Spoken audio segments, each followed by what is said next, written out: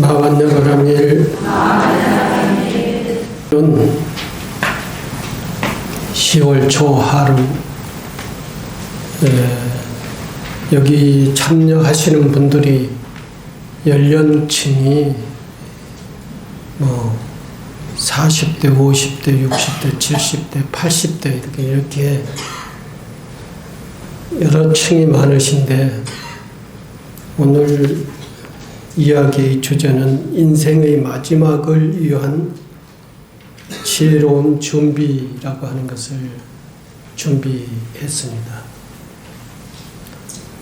40대, 50대는 그건 무슨 얘기냐, 우리가 들을 얘기가 아닌데 60대, 70대, 80대는 그래도 이해를 하겠다. 우리가 지금 늦지 않게 그러한 문제를 생각해보고 또 준비할 사항이 있으면 준비해야 되지 않겠는가, 이렇게 생각을 할 수가 있는 그런 문제입니다. 연령층이 다양해서 이해가 되시는 분들도 계실 거고, 그렇지 않으면은 나하고는 아무 상관이 없는 얘기일 수도 있을 것 같습니다. 그러나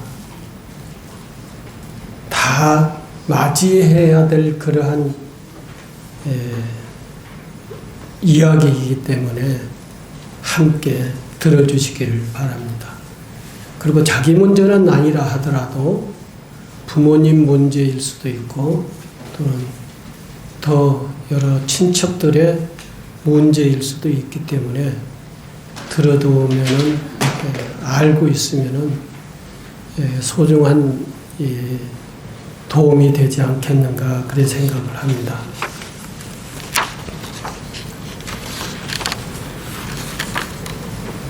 인생의 마지막을 위한 지혜로운 준비. 제가 이 법문을 준비하면서 늘 나를 중심으로 생각을 하는 그러한 경향이 있더라고요. 제가 그러한 입장이기 때문에 그런 준비를 해야 되지 않겠는가, 그런 생각에서 이런 주제가 아니라 하더라도 다른 주제라 하더라도 그러한 경우가 많아요. 이것도 역시 마찬가지 나를 위한 그러한 준비 내용이라고 생각해도 좋을 것 같습니다. 인생의 마지막을 위한 지혜로운 준비. 인생의 끝자락에서 5가지 준비 사항이 있습니다. 물론 준비 사항은 5가지뿐만은 아닐 거고요. 또 사람에 따라서 한두 가지만 준비해도 될 수 있는 그런 사람들이 있을 겁니다. 그러나 대체적으로 이 5가지는 누구에게나 다 해당되지 않겠는가 이 생각을 해서 5가지로 정리를 해봤습니다. 첫째가 신신을 건강하게 하는 문제. 두 번째는 내면으로의 회귀. 밖을 향해서 살아왔던 그 마음을 내면으로 회귀를 해야 된다라고 하는 것이고, 세 번째는 욕심을 내려놓고 자아를 존중해야 한다. 뒤에서 설명드리겠습니다마는 우리는 젊었을 때 다양한 의지, 다양한 삶의 목표를 가지고 삽니다. 그런데 70대, 80대가 되면은 이것은 욕심일 경우가 굉장히 많습니다. 그래서 그러한 욕심, 그러한 연령에 임했을 때는 그것은 욕심일 수 있다. 그러니 그런 욕심을 내려놓고 나 자신을 존중하라는 것입니다. 네 번째는 공덕 닦기다. 이제 더 다음 생을 준비하기 위해서는 다음 생을 준비하는 내용이 이 생에서는 공덕을 닦는 것이다 라는 것이죠.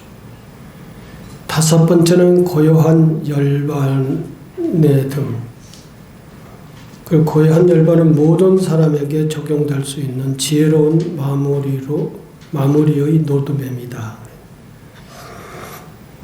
인생의 마지막 여정을 준비하는 이들에게 실천적인 도움을 줄 수 있는 요건을 정리를 했습니다.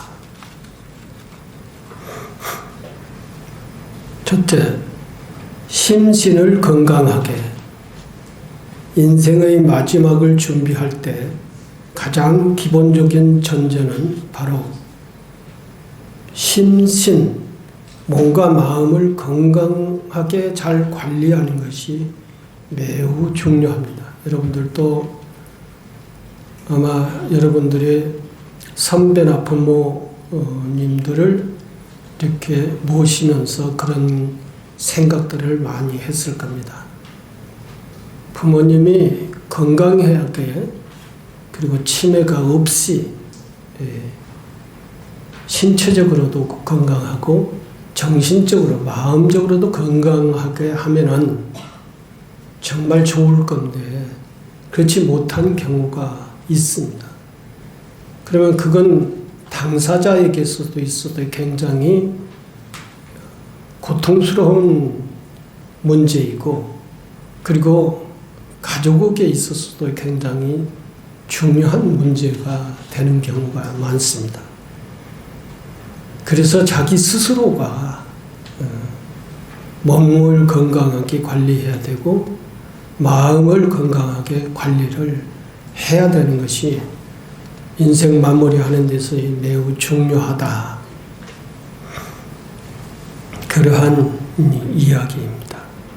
여기서 건강은 단순히 병이 없는 상태를 넘어 남은 시간을 스스로 힘으로 온전히 살아갈 수 있는 자기 자율성을 위해서 심신을 건강하게 관리를 잘 해야 된다는 거죠. 심신의 건강 관리는 마지막 순간까지 자신의 몸을 돌보는 것은 타인에게 의존하는 시간을 최소화하고 스스로의 존엄성을 지키는 핵심입니다. 균형 잡힌 식사, 규칙적인 가벼운 운동, 스트레칭, 산책 이런 것들입니다. 그리고 통증 관리에 집중해야 한다. 이는 버티기가 아니라 남은 시간을 온전하게 살기 위한 것이다. 앞서서도 말씀드렸지만 70대, 80대, 요즘은 100세 시대라고 그러지 않습니까? 100세를 지금 여러분들은 100세 이상 살 수도 있는 사람이 있고 90대 되면은 많이 살았다라고 하는 사람도 있고 100세를 거뜬히 사는 사람들도 있을 겁니다.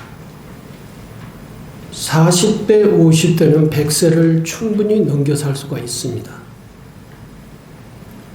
60대, 70대는 90까지 살면 많이 산 거라고 생각을 해요. 요즘 85세, 90세 되면은 대부분 많은 분들이 신체적으로 정신적으로 허약해질 수가 있고 또는 거의 공통적으로 연세가 많이 들어서 몸이 허약하면은 치매가 올 수가 있지요. 그때 가장 힘든 사람은 누구냐 하면은 자기 자신입니다. 정신적으로, 신체적으로 허약해져서 삶을 지탱하기 힘들게 되면은 일단 심신의 통증이 오게 됩니다. 몸에 통증이 오게 되고 마음에 있어서도 통증이 오게 됩니다. 그 통증 관리를 또 잘 해야 하는 것이죠. 그 통증을 관리를 잘 하기 위해서는 통증이 왔을 때 관리하는 것은 그건 이미 늦습니다. 통증이 오기 전에 심신 관리를 잘 해야 통증이 늦게 온다든가, 통증이 없이 열반에 들 수 있다든가 그럴 수가 있어요. 통증 없이, 치매 없이 그렇게 열반에 들 수 있으면 그것은 부모님으로서, 자기 자신으로서의 가장 행복한 마무리이고, 가정에게는 고통을 주지 않는 그러한 결과가 되는 것입니다. 이것은 젊었을 때부터 관리를 해야 되고, 설사 70대, 60대가 됐다 하더라도 그때부터 집중적으로 심신 건강을 관리를 해야 되는 것입니다. 그래야 내가 이후에 열반 직전에 있을 때에 내가 고통스럽지 않고 가족들이 고뇌스럽고 힘들지 않습니다. 그리고 살아가는 데 있어도 경제적으로 큰 보탬이 되는 것이죠. 그것이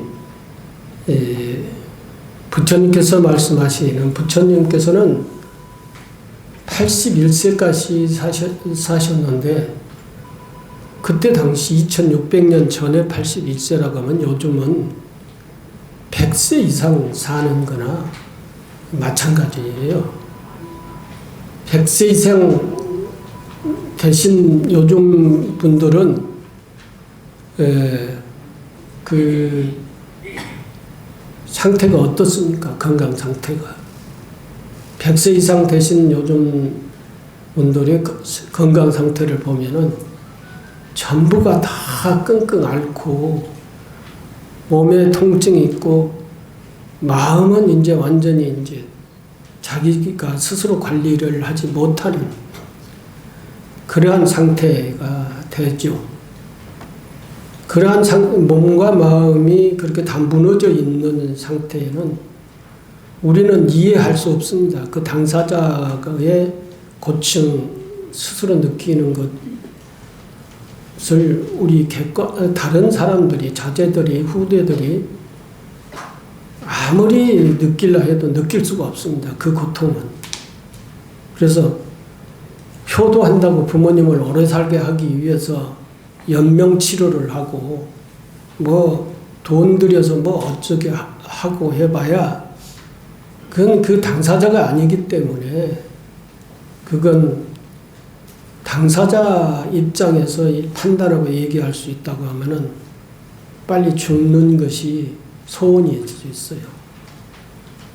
154살 먹은 필리핀의 어떤 할아버지가 살고 계셨는데, 그분에게 옆에 있는 사람들이 물어봤대요. 그분은 굉장히 정신적으로 건강해지셨던 것 같아요. 그때까지 그 사람들이 묻는 것을 대답을 하고 하는 거 보면은. 근데 할아버지 소원이, 지금 소원이 뭐예요? 하고 물으니까 할아버지가 단 1초도 머무르지 않고 죽는 거다 그랬어요. 얼마나 고통스러웠으면 죽는 것이 지금 현재 소원이겠습니까? 그런 것을 생각해 볼 때 연세가 많으신 분들, 특히 몸 건강이 허약하고 정신적으로도 허약한 그런 상태에서는 연명을 해봐야 아무 의미가 없습니다.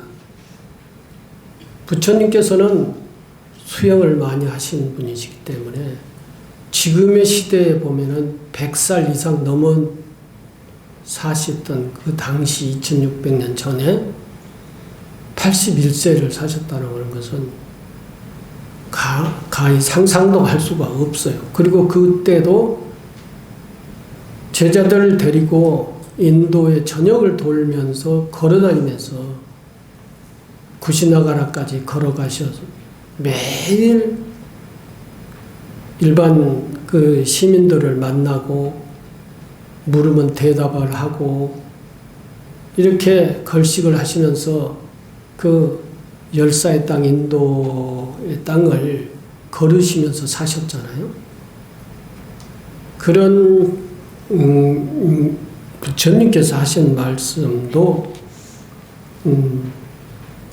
경전을 보면은 오래 사는 것이 중요한 것이 아니다. 건강하게 사는 것이 중요한 거고 오래 사는 시대가 또 있다. 그러죠.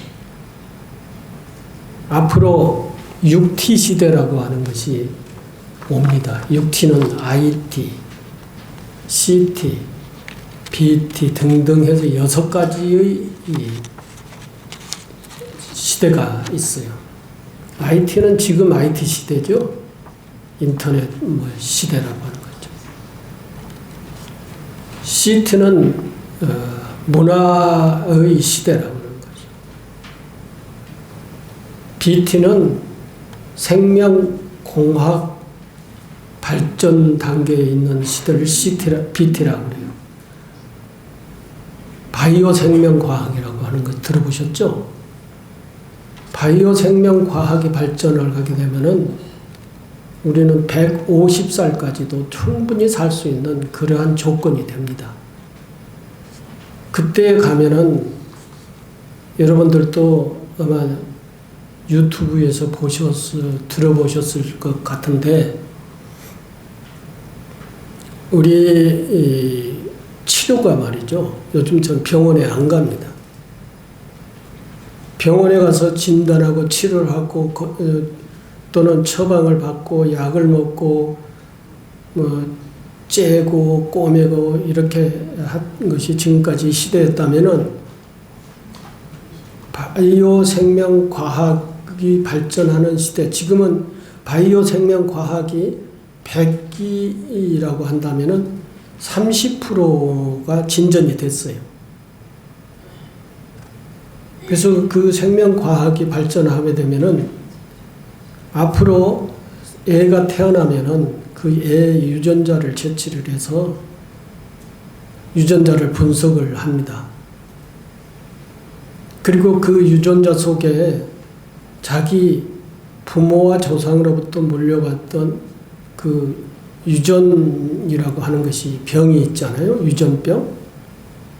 그런 것을 다 추출을 해내요. 분석을 해서.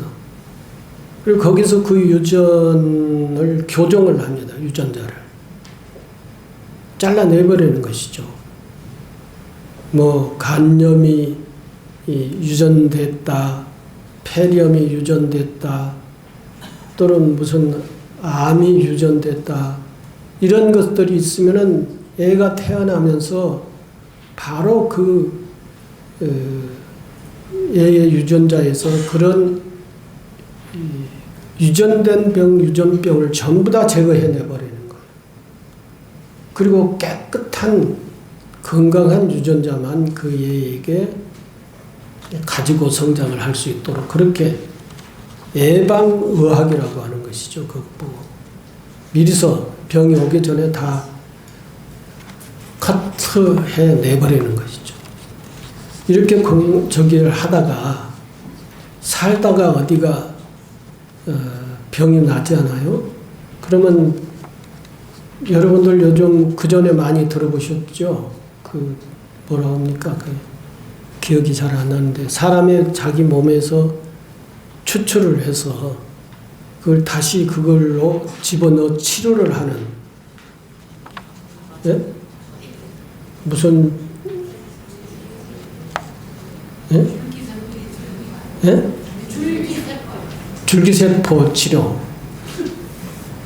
이런 것으로서의 치료를 다 해요. 지금도 치료를 하고 있지만 앞으로 생명과학이, 바이오 생명과학이 발전하면은 그러한 줄기세포로서의 부분적인 질병은 다 치료를 한단 말이죠.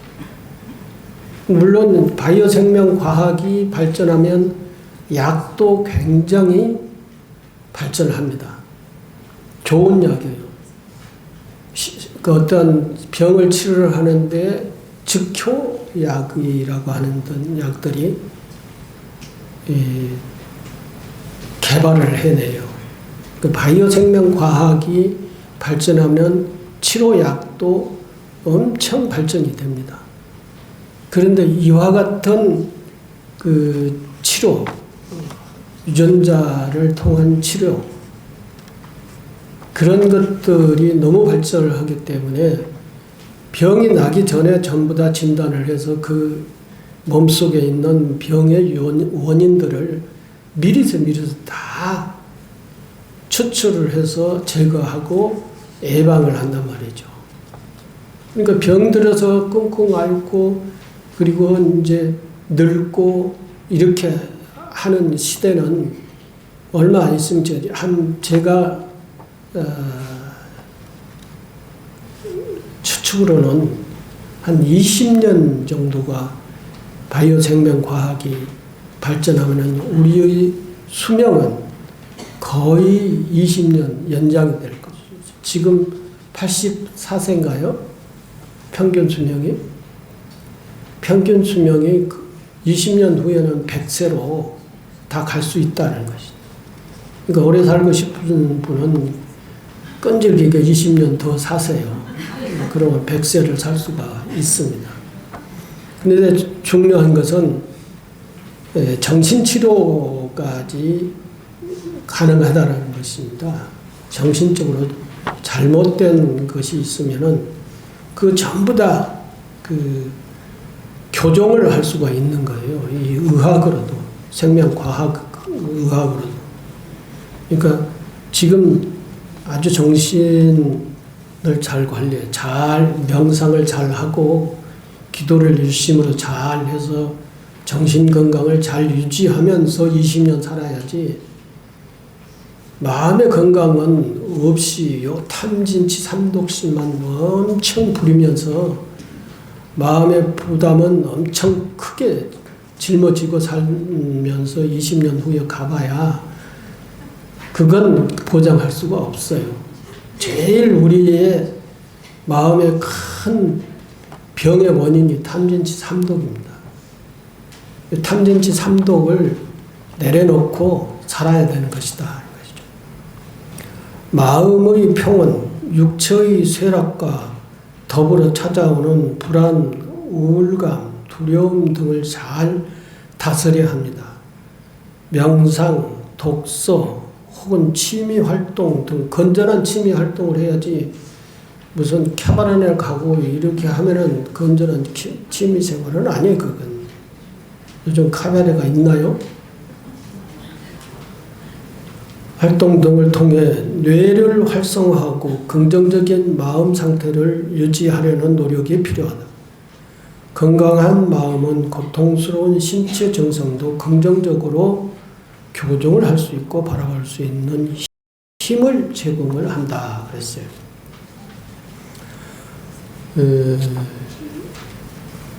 시간이 벌써 이렇게 갔어요. 두 번째는 밖을 향한 마음을 돌이켜 내면을 응시하라. 저도 옛날에 그 눈이 밝아 좋아가지고 이런 주보는 떠듬거리지 않고 잘 읽었는데 이제 떠듬거리고 읽잖아요. 눈 시력이 좋지 않아가지고 늙으면 다 그러는 거라고요. 젊은 시절 우리는 외부의 목표, 성과, 타인의 시선에 맞추어 살았습니다. 그러나 인생의 마지막 단계에서는 밖을 향한 마음을 거둬들이는 용기가 필요합니다. 이는 세상과의 단절이 아니라 진정한 나 자신을 돌이켜봄을 의미합니다. 관계의 밖을 향한 마음을 정리하려면 관계 정립을 해야 된다. 불필요하게 에너지를 소모하는 외적인 만남이나 역할에서 벗어나 진정으로 소중한 관계, 가족, 종교, 친한 친구를 중심으로 집중해야 한다.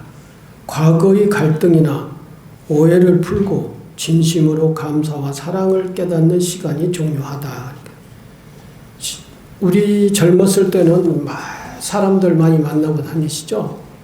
또 사업할 때도 사업상 많은 사람들을 만나고 또 집에 있지 못하잖아요. 젊었을 때는. 막 뭔가를 밖을 찾아 나가야 되는 거 아니에요. 쇼핑도 하고 뭐 가서 쇼핑을 뭐 아이 쇼핑이라도 하고 그렇게 밖을 막 돌아다니는 그런 젊은 시절이 있었다면은 지금이 언젠가 60대, 70대부터 시작을 합니다. 그때부터 밖에 막 돌아다녔던 그러한 것을 좀 정리를 해야 된다는 것이죠. 그건 실제 행동으로도 정리를 해야 되고, 그리고 마음적으로도 정리를 해야 돼요. 그 마음으로 정리를 해야 이제 진짜 정리가 되는 거예요. 어떤 사람은 일주일에 몇 번씩 뭘 해야 된다 해가지고 꼭 그 시간이면은 밖에 나가 뭘 하든지 여러 가지가 있죠. 할 수 있는 것이. 친구를 꼭 만나서 또는 뭐 어디 가야 되고 또 여행해야 되고 그래서 밖으로 자기 자신을 내돌려가지고 그래 사는 것이 활동력 있게 사는 것이 중요하다, 건강하다, 뭐 이렇게 하지만, 그러나 아무리 50대까지는 그렇게 한다 하더라도 60대 이후에서부터는 지금 시대의 60대라는 것이죠. 앞으로의 시대에는 지금 시대 60대하고 미래 시대의 50대가 똑같을 수가 있습니다. 지금 시대의 60대부터는 내 마음을, 내 삶을 이제 안으로 거둬들이는 거예요. 거둬들여서 마음도 나의 밖을 정리를 해야 돼요. 다 정리를 하면은 그렇고, 그러니까 50%, 60%는 정리를 하면은 그때부터는 이제 내가 의도적으로 정리를 하려고 하지 않아도 나의 중심을 가지고 살아나가는 그런 습성이 생기게 됩니다. 나를 중심으로 육체적으로도 그렇고 마음적으로도 그렇다는 것이죠. 그래서 관계 정립을 하고 그때부터 삶의 해고와 수용을 한다는 것입니다. 지나온 자신의 삶을 냉정하게 하지만 따뜻한 시선으로 되돌아봐야 한다. 내가 잘못한 일, 후회스러운 순간이 있다면 그때의 나를 용서하고 평온을 위해서 받아들여야 된다. 내가 과거에 다 크고 작은 잘못은 있을 수 있죠. 사람 관계에서도 그렇고, 어떤 살아나온 일에 있어서도 그렇고, 내가 실수하고 잘못한 것이 있어요. 그럼 그때 잘못된 것들을 이제 다 사람 관계에 있어서 그 사람을 용서를 해야 되는 것이죠. 그 사람이 나에게 못된 짓 했다고 끝까지 이를 앙당 물고 그렇게 욕을 하고 원한을 가지고 이렇게 가면은 자기 정신 건강이 나빠져요. 좋지 않아요. 그래서 그 사람을 용서를 해야 돼요. 용서를 도저히 할 수가 없다. 그러면 내려놓으세요. 그냥 용서를 한다 하면 내려놓고 그걸 끝까지 들고 원한을 품고 가봐야 결국은 그 마음이 자기를 해치게 된다. 자기를 해쳐요. 그래서 그런 마음을 내려놓고 자신의 삶을 냉정하게 하지만 따뜻한 시선으로 돌아봐야 하고, 내가 잘못한 일, 후회스러운 순간이 있으면 그때 나를 용서하고 또 상대방도 용서를 하고 평온을 위해 받아들여야 된다. 도저히 내가 부끄러워서 그때 당시 생각만 해도 끔찍스럽다, 후회스럽다, 그런 것도 다 이제 받아들여서 내려놔야 되는 거죠.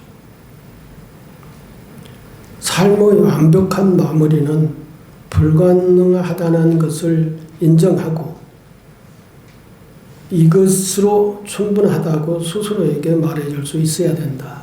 내가 아무리 과거에 잘못 살아온 실수 이런 것들이 있다 하더라도 이제는 그건 다 이제 살아왔던 지나간 그런 일들이기 때문에 그걸 정리를 해야지 마음속에 꼭 품고 가면은 안 된다는 것입니다. 그것이 이제 그 따뜻한 마음, 자비스러운 마음, 가벼운 마음을 갖게 하지 못하는 그런 요인이 되는 거죠. 그래서 그런 마음을 내려놔야 된다. 욕심을 내려놓고 자신의 소중함을 깨달아야 한다. 이 단계는 비움과 체험의 동시에 이루어지는 과정이다. 외적인 욕망과 집착을 내려놓을 때 비로소 나 자신의 근본적인 가치를 깨닫게 된다. 지금 여기까지 우리가 살아왔던 과정은 젊음이었다. 젊음은 미래의 희망이 가득한 그러한 사람들이에요. 뭐든지 도전을 할 수 있고 뭐든지 해낼 수 있는 그런 희망을 이 가슴속에 가득 품어져 있는 사람이 젊음이에요. 그러한 그 미래의 희망이 가득 담겨져 있는 사람들은 60이 됐다 하더라도 그 사람이 젊음을 가지고 있는 거예요. 그러나 자기가 스스로 판단을 해서 내 육체적으로 정신적으로 지금 나는 그런 젊음의 욕심과 욕망으로서의 삶을 지탱할 수 없다라고 생각이 되면은 그건 내려놔야 되는 것이죠. 저도 하고 싶은 일이 엄청 많아요. 뭐 여기 금강정사를 다 도량을 정리를 하고 뭐 어떻고 저떻고 막 이런 것도 있고요. 또 그러한 불사의 일만이 뿐만 아니라 제가 하고 있는 일이 출판업도 있습니다. 불광미디어라고 하는 출판사, 불교계에서는 가장 크면서 활성화되어 있는 그런 출판사가 있어요. 그 출판사를 통해서 불교 서적을 또 불교에 관련된 여러 가지 미디어들을 많이 생산하고 해보고 싶은 그런 생각도 많이 있어요. 근데 제가 스스로 정리를 했습니다. 그것은 전문가들에게 맡기고 나는 그걸 내려놓자라고 생각하고 제가 그 미디어 사무실, 출판사 사무실을 한 달에 한 번 정도만 갑니다. 그걸 내려놓지 않았다고 한다면은 엄청 지금 저도 바쁘게 뛰어다니고 복잡하고 생각도 고민도 많을 거예요. 지금 내가 가지 않아도 그 출판사가 불교계에서는 가장 활성화되어 있는 그런 출판사고 가장 책을 1년에 거의 100권 정도 출판을 합니다. 그런 성과도 내고 하기 때문에 다 맡겨두자. 내가 간섭하면은 더 복잡해질 수도 있겠다. 생각해서 다 내려놨어요. 내려놓고 오직 여기만 있어서 여러분들과 모두와 다 접촉을 하면서 차 한잔을 하고 말하고 이렇게 하지는 못합니다만은 어쨌든 여기서 내가 인생의 해양을 해야 될 것이기 때문에 여기 중심적으로 여기서 벗어나지 말고 살자. 이렇게 저는 정리를 했어요. 그래서 밖에 잘 안 나갑니다, 제가.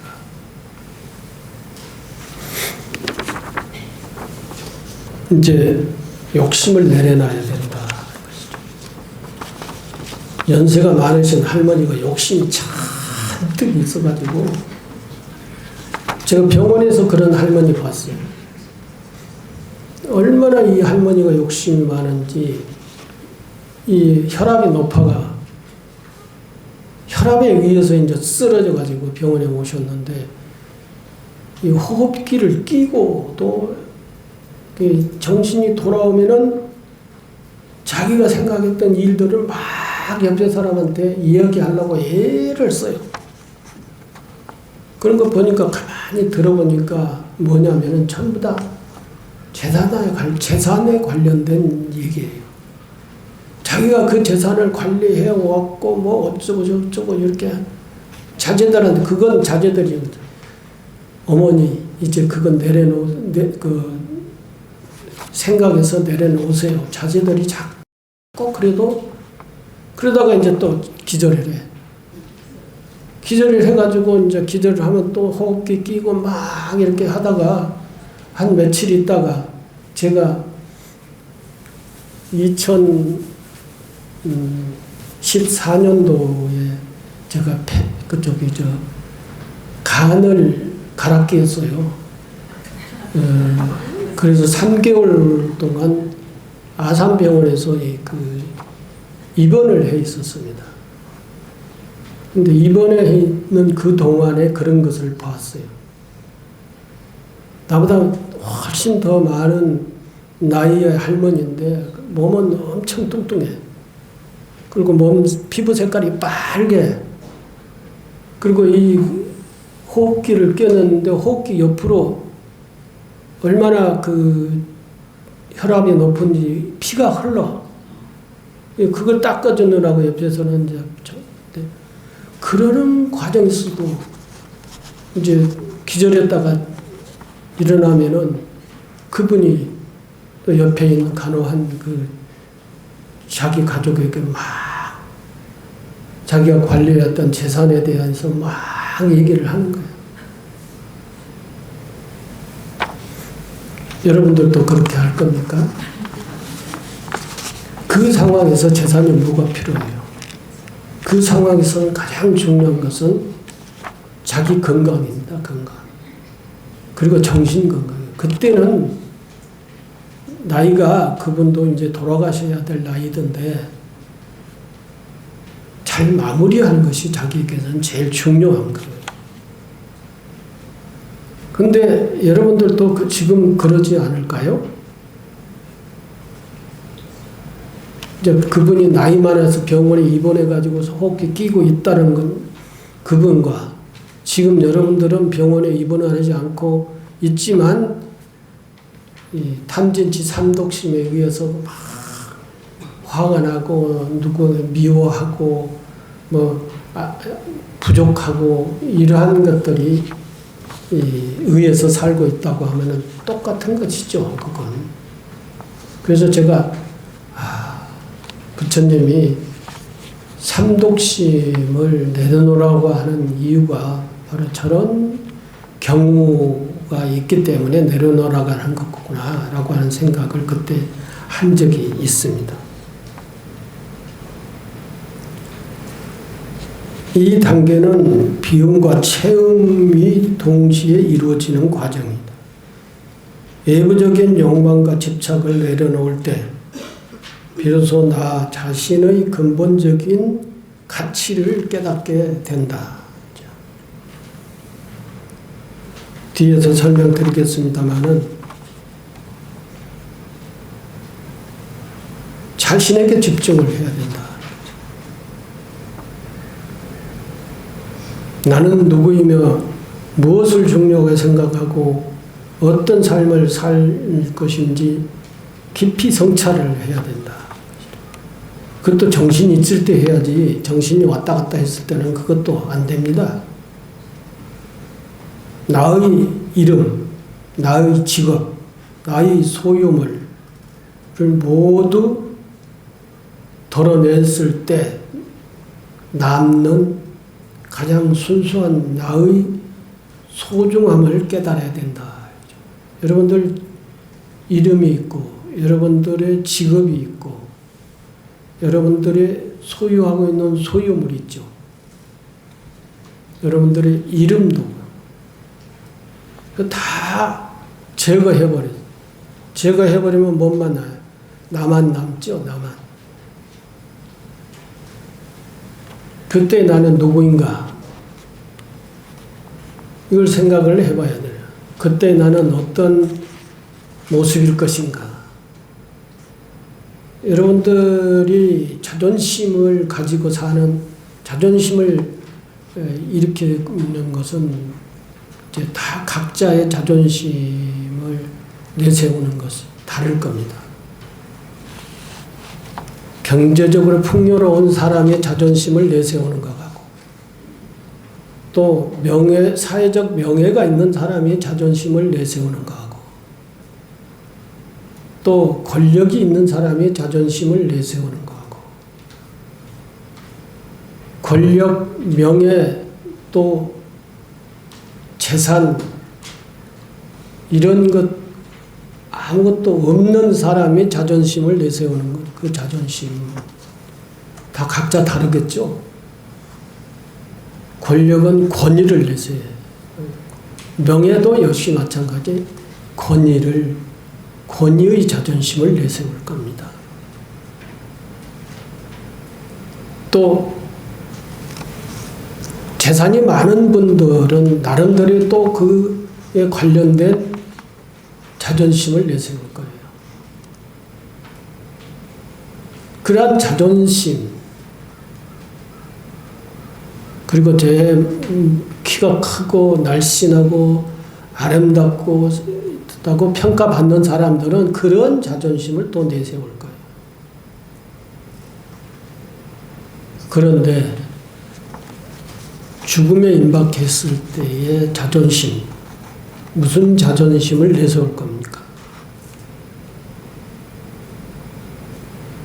그러한 모든 자존심과 이름과 또는 직업과 소유물, 이러한 가지고 있는 나가 아니라 이걸 다 내려놓았을 때에 순수하게 남는 나가 나단 말이에요.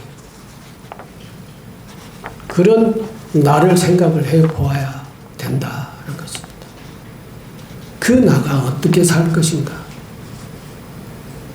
그 나가 지금까지 어떻게 살아왔던 것인가? 이건 참선의 나는 누구인가라고 하는 것은 화두이기도 합니다. 그 화두 드는 수행자들이 그렇게 생각을 해요. 그렇게 다 걷어내요. 이름도 걷어내고 성도 걷어내고 나의 명예도 직위도 나의 가지고 있는 무슨 소유물도 다 내려놔요. 그 나의 생각까지도 관념까지도 다 내려놔요. 내려놓고 남는 그 때의 나 어떤 모습인가? 근데 우리는 치장을 하고 살아요. 다 치장을. 재산, 자식, 집, 자동차, 명예, 권력 이런 것들을 다 가지고 이게 나다라고 생각을 하는 그러한 나의 개념이 그렇습니다. 그런데 이제는 죽음에 임박해서는 진정한 나를 한번 찾아봐야 된다는 것입니다. 그때의 기회예요, 기회. 그때의 그 순수한 나를 찾지 않으면 찾을 수가 없어요. 쉽지 않아요. 자신에게 집중을 해야 된다. 그 자신에게 집중하는 과정 속에서 그런 나를 찾아야 된다는 거죠. 그리고 재산, 소유를 정리를 해야 돼요. 미련을 남기지 않도록 재산, 물건, 서류 등 소유물을 정리하고 상속 계획을 분명히 합니다. 이는 물질에 대한 집착을 버리는 연습이자 남은 이들에게 불필요한 짐을 넘기지 않기 위해서다. 미리서 정신이 있을 때 다 이게 소유 정리를 해야 돼요. 재산 정리를 다 해야 돼요. 그리고 남기고 가고 싶은 것은 뭐예요? 남기고 가고 싶은 것은 여러분들이 열심히 기도 정진을 하고 수행을 하고 그리고 가장 자기에게 큰 도움이 됐다라고 하는 그러한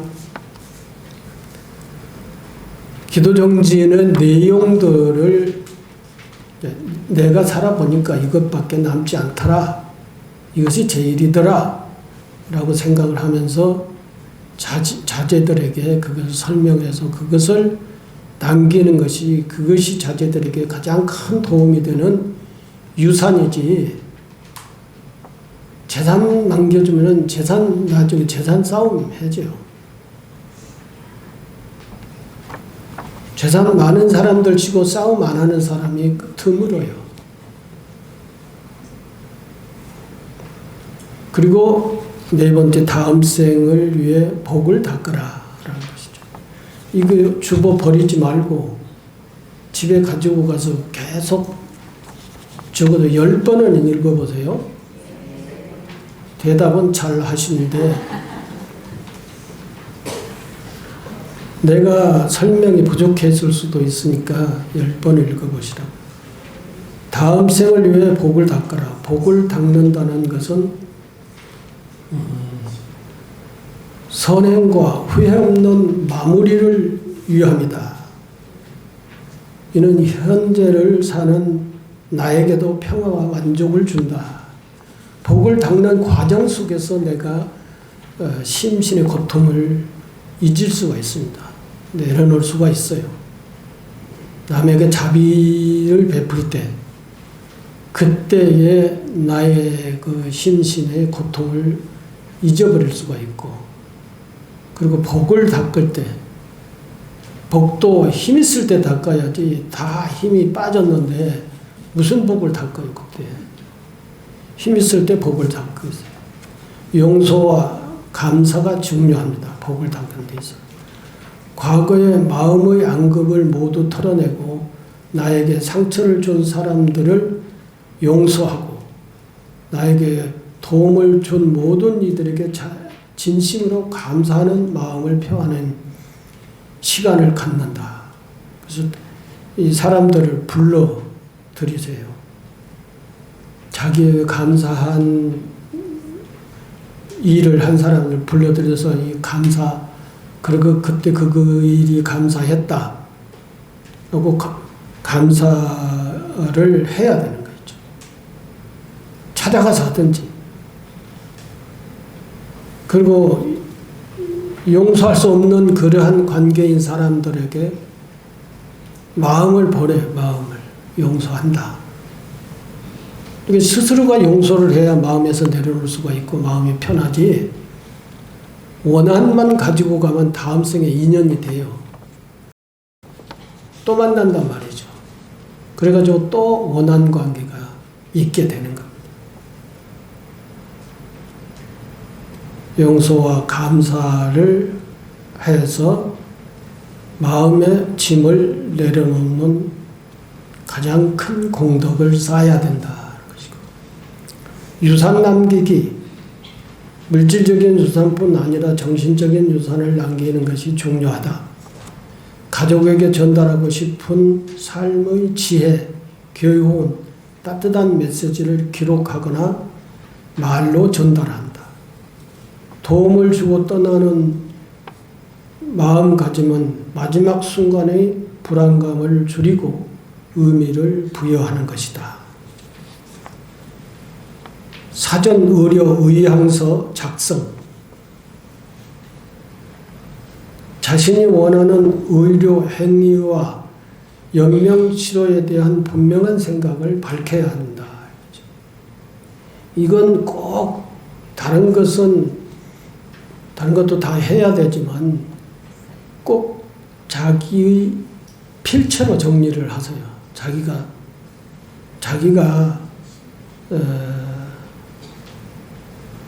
잘 가지도 못하고 왔다 갔다 할 때에 절대의 그 연명치료를 하지 말라라고 그 정리를 해야 돼요.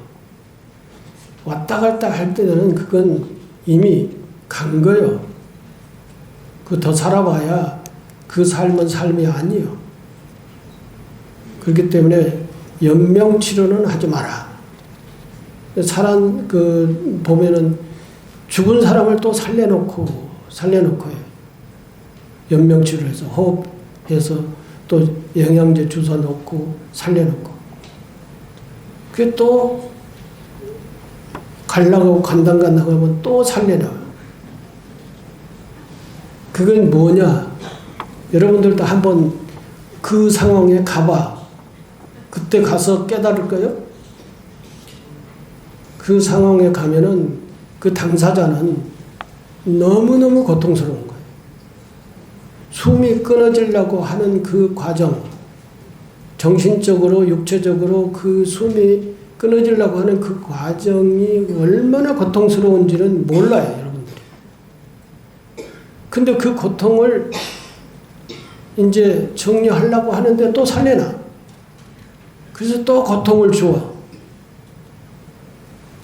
그리고 또 이제 그 고통을 정리하고 가려고 하는데 또 살려놔. 그리고 또 고통을 줘. 그 후대 자식들이라는 것이 안타까워 부모님을 그렇게 해서 다시 살리고 연명치료를 하면서 돈은 돈대로 들어가고 가족들은 가족대로 힘들고 본인은 제일 힘든 게 당사자예요, 당사자. 안 죽어봐서 모르죠? 죽음이라고 하는 것이 부처님께서 왜 고통이라고 하는 이유를 곰곰이 생각을 해보세요. 숨이 끊어지려고 했을 때 그 모든 생체적인 생리의 현상, 이 육체적인 고통, 그것은 겪어보지 않은 사람은 알 수가 없어요. 뭐 상고가 제일 큰 고통이라고 그러던데 그 상고보다도 더 큰 고통이 죽음이 고통이에요. 부처님께서 상고가 제일 큰 고통이다라고 생각을 하셨다면 왜 상고를 정리를 안 하셨겠습니까? 생로병사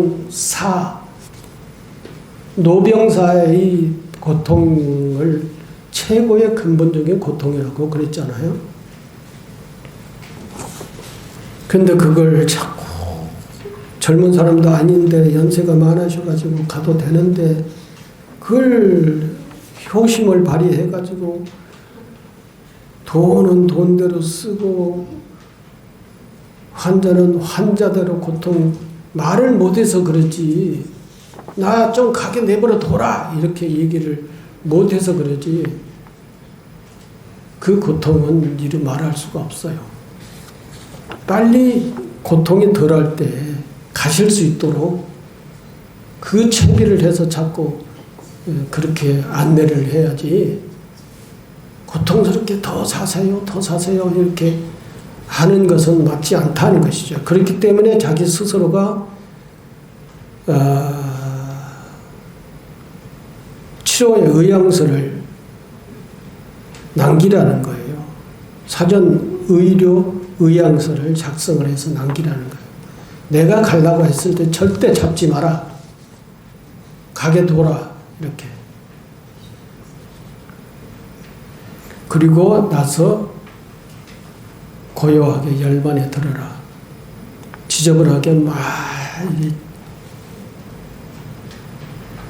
여러 가지 모습을 다 보이게 하지 말고 깔끔하게 고요하게 열반에 들어라는 것이죠.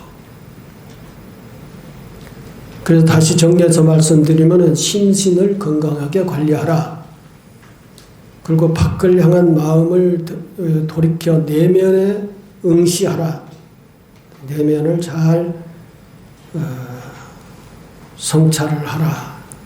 세 번째는 욕심을 내려놓고 자신의 소중함을 깨달으라. 다음 생을 위해 복을 닦으라. 그리고 고요하게 열반에 들라라고 하는 것이 불교적인 마지막의 단계에서 준비해야 할 내용이다. 제가 감기가 들어가지고요. 지금 말이 잘 안 나오는데 조금 불편했을 겁니다. 듣기에.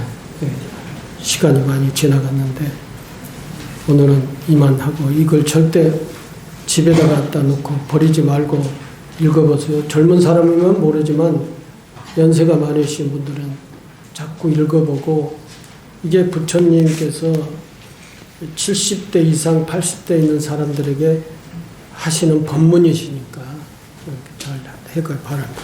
감사합니다.